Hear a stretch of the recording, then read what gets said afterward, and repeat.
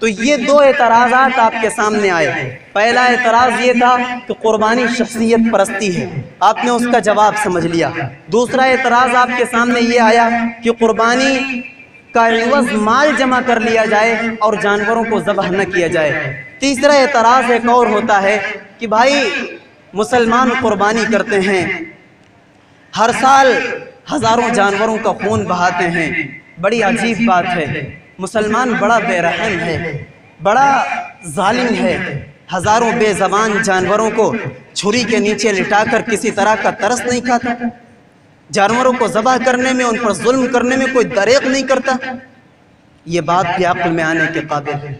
لیکن میرے مسلمانوں، میرے بزرگوں، ذرا آپ سمجھیے، دشمن کی چال، دشمن کی سازش اور کوشش یہ ہے کہ ہم اپنے ناپاک پروپیگنڈے کے ذریعے، اپنی ناپاک حرکتوں اور کوششوں کے ذریعے مسلمانوں کو ان کے اسلام سے، ان کی ملت سے، ان کے دین سے، ان کی تفرد، ان کے امتیاز سے دور کر دیں۔ مسلمانوں کا جو ایک تفرد ہے، ان کا منزل میں اللہ جو ایک دین ہے جس پر وہ قائم ہیں، ٹلے ہوئے، ٹل نہیں سکتے ہیں، اس سے مسلمانوں کو ہٹانے کی کوشش کی جا رہی ہے۔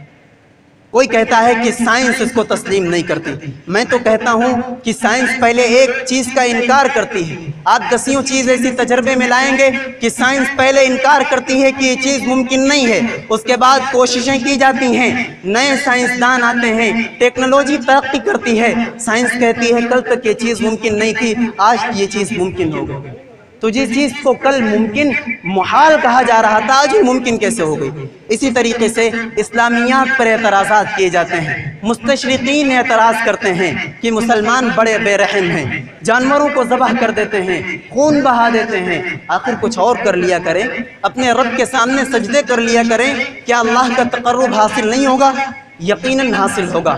اگر بات ظلم کی آ گئی ہے تو مسلمانوں یہ بات اپنے ذہنوں میں رکھنا کہ ظلم اگر ہم کر رہے ہیں تو صرف ہم ہی ظلم نہیں کرتے، ظلم اگر مسلمان کر رہا ہے تو دنیا کی تمام قومیں، بلکہ انسان ہی نہیں جانور بھی ظالم ہیں۔ اور نعوذ باللہ، نعوذ باللہ، وہ رب، وہ خدا جس نے تمام انسان، جانور، جنات سب کو بنایا ہے، وہ بھی اس ضابطے کے مطابق ظالم ٹھہرے۔ اگر قربانی کے جانور کی گردن پہ چھری پھیرنا ظلم ہے تو آپ ذرا مجھے بتائیں، آپ کے گھر میں ایک سانپ نکلتا ہے، فوراً آپ اس کے منہ کو کچل دیتے ہیں، کیا یہ ظلم نہیں ہے؟ ایک بچھو آپ کے کمرے میں نکلتا ہے، آپ اس کو فوراً دبوچ لیتے ہیں، کیا یہ ظلم نہیں ہے؟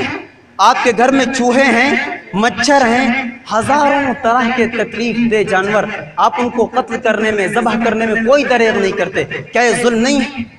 جس طریقے سے بکرے کے اندر، بھینس کے اندر، جانوروں میں روح موجود ہے، قربانی کے جانوروں کے اندر ایک زندگی ہے، اسی طریقے سے وہ جانور جن کو تم تکلیف دہ سمجھ کر کے مار دیتے ہو، ان کے اندر بھی تو زندگی ہے۔